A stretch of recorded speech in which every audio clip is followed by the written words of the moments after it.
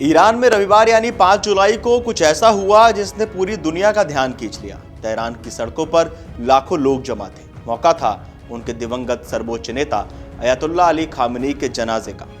लेकिन यह सिर्फ एक शोक सभा नहीं रही, बल्कि गुस्से और नफरत का एक बड़ा प्रदर्शन बन गई।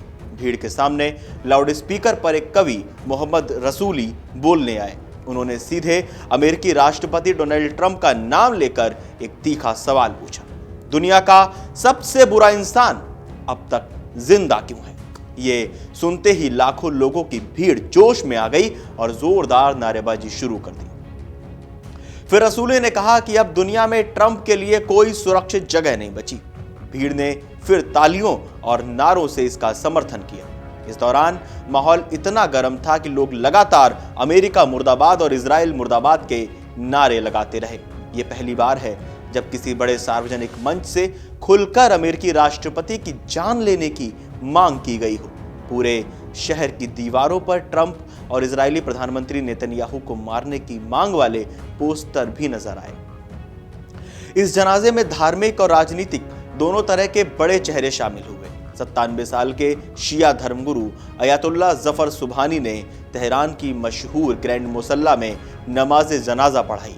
खामेनी के तीनों बेटे मसूद, मीसम और मुस्तफ़ा वहां मौजूद थे। इसके अलावा ईरान के राष्ट्रपति मसूद पेजेशकियन, संसद अध्यक्ष मोहम्मद बाघेर गालिबाफ और रेवोल्यूशनरी गार्ड प्रमुख जनरल अहमद वाहिदी और कुद्स फोर्स प्रमुख इस्माइल कानी भी शामिल हुए। यानी ईरान का लगभग पूरा शीर्ष नेतृत्व एक जगह इकट्ठा था। लेकिन सवाल यही था कि आखिर सर्वोच्च नेता कहां गए? सबसे दिलचस्प बात यह रही कि इतने बड़े आयोजन में ईरान के सर्वोच्च नेता अयतुल्लाह मुस्तफा खामेनी नदारत रहे।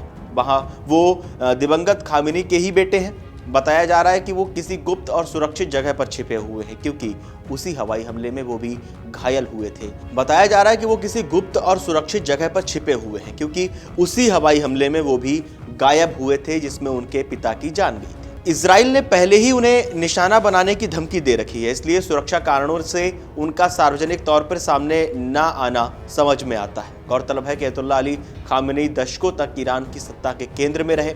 इस साल 28 फरवरी को जब युद्ध की शुरुआत हुई थी, एक हवाई हमले में 86 वर्षीय उम्र में उनका निधन हो गया था। युद्ध की वजह से उनका जनाजा अब तक टलता रहा और अब जाकर ये आयोजन हो पाया।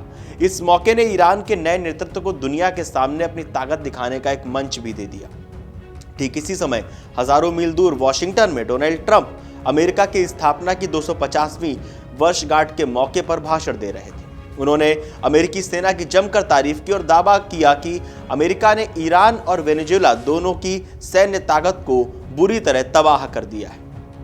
अमेरिका और ईरान के बीच ये तनातनी नई नहीं है। अमेरिकी सुरक्षा एजेंसियां लंबे समय से ट्रंप को लेकर ईरानी खतरों पर नजर रखे हुए हैं। असल में यह दुश्मनी साल 2020 से और गहरी हुई, जब ट्रंप के आदेश पर कुद्स फोर्स के ताकतवर जनरल कासिम सुलेमानी को मार गिराया गया था।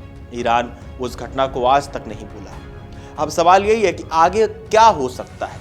जानकारों की माने तो जनाजे में लगे उग्र नारों और तीखी बयानबाजी से अमेरिका और ईरान के बीच पहले से मौजूद अविश्वास और बढ़ सकता है, लेकिन असली तस्वीर आने वाले दिनों में साफ होगी। ये इस बात पर निर्भर करेगा कि दोनों देशों की सरकारें आधिकारिक तौर पर क्या रुख अपनाती हैं और कूटनीतिक बातचीत किस दिशा में आगे बढ़ती है। फिलहाल ये कहना मुश्किल है कि यह मामला सिर्फ नारेबाजी तक सीमित रहेगा या इससे क्षेत्र में तनाव और भड़केगा।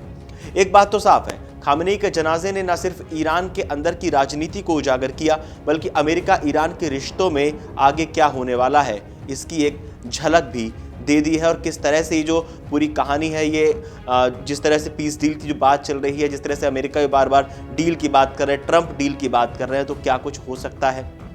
ये जो ईरान में जिस तरह की बयानबाजी हो रही है ट्रंप को लेकर, नेतन्याहू को लेकर, क्या इससे मामला और ज़्यादा बिगड़ सकता है? डोनाल्ड ट्रंप का क्या रुख अपनाते हैं? आप हमें कमेंट बॉक्स में जरूर बताएं आप लोगों को क्या लगता है। और देश दुनिया की तमाम बड़ी खबरें जानने के लिए आप जुड़े रहिए amarujala.com के साथ। बहुत बहुत धन्यवाद।